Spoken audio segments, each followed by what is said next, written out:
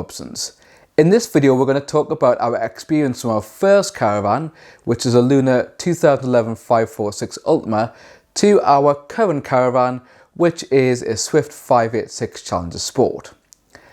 I think this is a useful video because I think when you think about buying a caravan, you think you'll walk in the first dealership, and obviously you can be lucky, and you'll find the caravan that you want for the price you want with all the bits and pieces that you want it to have. However, what I'm going to show is that that journey may not be a linear or straightforward process, that you might have to take a few curves and ups and downs along the way. So in July 2016, we bought our first caravan, which was a Luna 546 Ultima. And it's really sad to hear in the news recently that Luna has gone administration, because although sometimes Lunas have had that reputation, I've seen on forums about being leaky Lunas, we didn't have a problem with our 546 in terms of it running. The only thing we did have was a slight leak on one of the roof lights. However, I would say that was probably my fault because I over cleaned it, and I think I loosened part of the sealant, and then we had to sort that out. So the 546 was the ideal layout for the first caravan. Lunas are generally quite light. It had the 2 seats at the front, kitchen on one side, bathroom on the other side, and then at the back it had a side dinette, and it had the triple bunk layout. And that was great for us. It worked really well. I did actually originally want a Luna 615, which is a twin axle version, but when we went to the dealership to look at one that was there, it had a little bit of damp, so we didn't buy that. So we got the Luna 546 privately from a place called Peeble. We got it all checked out by an engineer. If you are buying privately, my real tip, and you must make sure you do this, is you must make sure you get it checked by a trained caravan engineer. The reason for that is that they will go over with a fine tooth comb. Now you might think, yeah, that's 100 quid or maybe 200 quid depending on the place, but in the long run it will save you a lot of money if that caravan has problems and saves you buying it.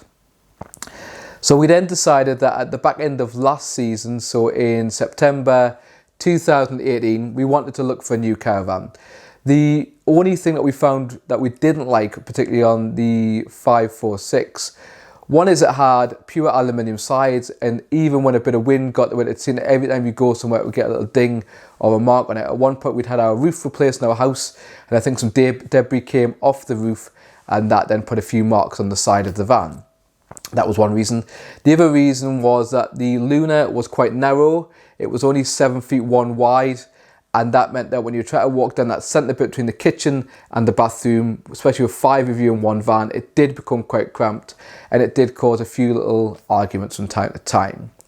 The kitchen was an okay size, but it was a little bit small and storage wasn't the best in it. And also we'd seen some of the nicer caravans which had the new roof light or skylight coming in, so it brought a lot of natural light into the caravan. So in October 2018, we eventually found a caravan that we liked. I wanted the Bailey 646, but we couldn't find anywhere near, even though we had bought our one in Peebles, and we couldn't really find another 646 around. At the time, that wasn't miles and miles and miles away. I quite liked the Bailey Carolina. My wife liked the size of it and the kind of space it had, but wasn't sure about the orangey wood that Bailey used at that point in time. And I think that was probably about it, ones we looked at. Our caravan that we got, which is our second caravan, was a Bailey Turin. And one of the things that we loved about it was we quite liked the colour scheme. It had the Alutech, so inside it had then kind of smooth walls, opposed to pattern walls. And it had that big front Bailey window that my wife really, really enjoys. Just quickly before we go through more of the Turin, I'll put a link up here about the Luna 546 and its 2011 review, because it was a really good caravan. So just continuing on with the Bailey, we bought it. We weren't quite sure about the layout, whether it would work, but my wife really liked it, and I quite liked it. I enjoyed it. It looked a really aesthetically pleasing van, and it had the extra size that we wanted. We bought it. There was a few things we asked to be repaired. Some of those things were repaired, some things weren't repaired. So a few niggles started creeping in my mind. We got it home, plugged it in, put it on for testing. Half an hour later it came, so the heating wasn't working, the vents needed opening. So I went around, checked all the vents, opened the vents, put it back on again. Half an hour later, same message. Rang up the dealership we bought it from, says, look, the wheel heating's not working. They said bring it back in again. We brought it back in again. They checked it over. They said it was working again. Took it home, plugged it in. Half an hour later, it wasn't working again. I said, look, I'm really annoyed by this. I'm going to bring it in one last time. If it's not fixed, I want my money back. So we went back in, they got a wheel engineer they claimed, although I don't think they did, because I've seen that wheel are a really useful company, a really helpful company, and I've been helping people out in the way, and I don't think that they got wheel to come and check it properly. And it was all cleared out, etc., wouldn't work. So we took it back, showed them it's not working. I said, look, I want a refund, this is ridiculous. So we bought the Turin for 14,500. We'd sold our Luna for 8.5 to them. I think originally it was going to be 9 grand, but they did haggle a bit on a couple of things they thought were damp. So I come back to it, I think actually they was taking the mick because there was nothing wrong with the Luna at all. Got the Luna back, went away a couple of times in it, and we thought, well, why don't we just wait until the end of the season? Something might come up, or might come before the end of the next year. We then decided, well, we went to see a Adria Tamar at Washington Caravans, and the story of that didn't go so well. But when we went to see it, we loved the layout of it. We loved the kind of very light, big, bright light coming in. It was nice and airy because of that light coming in. And there was a couple of things that we weren't quite sure of, but we thought, well, over time we'll get used to them. So we got the Tamar, and from November until July of this year, pretty much we had some quite significant damp issues that weren't really fixed, and it was a bit of both for the dealership and Adria not fixing it quick enough. So we got the Caravan back in July, it might have been end of June, and I was just sick of it. We'd spent a lot of money on it, we'd added a lot of debt, even though we got it for a pretty good deal at 14,500.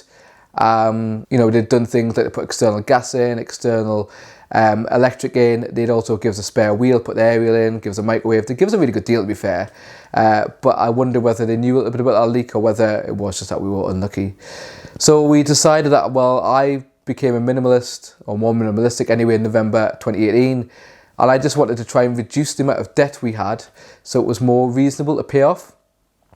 So I was thinking we'd spend about 10,000 to 11,000 on our next Caravan. So I really like the Bailey 646 again. Yes, it wasn't perfect in terms of the way it looked. There was a few things that could be better, but it still had Aliatech and then nice smooth walls. And it gave us the space that we needed. It was 7'6", and it was nearly 8 meters long, so it was quite good for space. I still had the triple bunks that we quite liked from the original Luna. Although the height can be a little bit of an issue for children, it had lots of space in it. So we went to look at one at a local dealership here in the northeast. A couple of things niggles, but again, it was a 9-year-old Caravan. And then I got under the corners to have a look at it, and it clearly had quite significant damp. It had been repaired, and it put a lot of black paint on the bottom, so we weren't quite happy with that one, so we decided to give that a miss. We also liked another Turin, again at the same dealership. We liked a Palermo that was at the same dealership. The Palermo was probably the ideal Caravan for us. However, given the fact that it was only £15,000 and then we needed to put a mover on it, it just didn't make economical sense, bearing in mind we wanted to reduce the debt that we had. So that one got scraped off. We were then looking at the Turin. Again, we could get quite a good deal now. Bear in mind we spent 14.5 on the Turin in October. The one at the dealership here was just over 12 by the time we'd haggled them down. But we still need to put a move on to make it 13,000, and we hummed hard about the layout. I think originally we thought the layout would be great for us. And we'd even asked people on Facebook who'd used that layout and on Twitter, but we just decided that maybe it wasn't the greatest layout for us. And while we were there, we saw a 586. We'd also, when we had problems with our Adria Tamar, been lent by Washington Caravans a Sprite 6TD, but it was called a Swift, and it had some extras on it.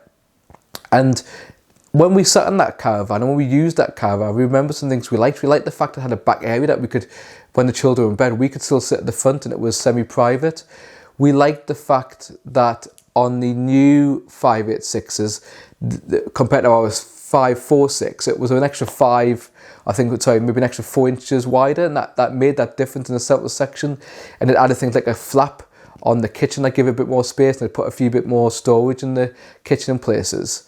So we quite liked that. So we saw a private Swift Sports Challenger 586, and it was on for £13,000. I thought, that's not bad, it's a 2014 model. But when we went to see it, we actually realised, I realised it wasn't a 2014 model, it was a 2015 model. So it was really, really beautiful inside. It was aesthetically pleasing, as I would say. We'll put a little link up above to a little bit of the preview from that. And I thought, for £12,000 or just over, this is a really good deal. If we bought this at a dealership, it'd be £15,000. We again got a private check on it by a caravan engineer. Again, recommend that because that was really useful. And we decided that, you know, it wasn't the twin axle I wanted. It didn't have quite as much space, but it would do the job we wanted. There's a couple of things we need to sort out on the 586. It needs external gas, it needs external electric. There is a bit of panel fade on it, where maybe it's been repaired at somewhat in a bit of a dint in that section. Well, I've got more dings on it anyway. So what we're going to do is put the external gas and the electric in, and then we're also going to put an access hatch in to cover that space, that gives us that what we'd see on dealership specials of the 6TD and the 586 of its time. So that was where we got to. We bought the Swift 586 2015. I think we got quite a good deal on that, and we're looking forward to going away. But I just thought it was worth pointing out that we often talk about dealerships being better than private. Now, I'm not saying that they're not, but what I do want people to think about, and I think is useful, we had some quite big issues with dealerships. We had the 646 here that they mentioned nothing about the fact it had quite significant damp under it. They didn't fix that very well, I didn't think. There was a caravan that was a Glossop Caravans, and I mentioned them because we drove all the way down there, and their 122-point check didn't work very well because someone had added an additional awning rail out, screwed through and hadn't been fixed. The shower was cracked, hadn't been fixed. Both front bumpers at the front were cracked, hadn't been fixed. There was loads of damage to the caravan, and you know, the place was beautiful, and the owner had a Bentley GT Continental, so clearly making some good money. And I thought that was a bit bad by the dealership not to make sure that the caravan was okay. On the other side of the private side, we did nearly buy a Bailey 646 from a couple in Wales, but that just kind of fell through for a few reasons. Even though we had it checked, and I think that was spot on. It would have been a great deal for us. And we also looked at a Swift 636 up here, which was a lovely caravan. But fortunately, because we got the private check on it, it was found to have about £3,000 worth of damp. So yes, it cost us £107, but we saved £3,000. So I think that was worth it. So that's our journey from our Luna 546 to our current, I would say, permanent second caravan, which is actually our fourth caravan, I think. The Swift 586, which we're looking forward to going away this weekend and going to France. If you don't already, give us a thumbs up, a bit of a like, maybe put some comments about maybe issues you've had with dealerships or private things that you've bought. Obviously with private you haven't got that comeback, and we'll do a video about some of the issues we had and whether it's better to buy private or better to buy at a dealership. Again, I'm not entirely sure which way. Bearing in mind that both my main caravans I've bought actually from a private, and maybe because it's private I have to sort them things out. Please add a comment about things like I said, and if you don't already, subscribe to the channel. So I hope that's been useful, and we'll catch you later. Goodbye.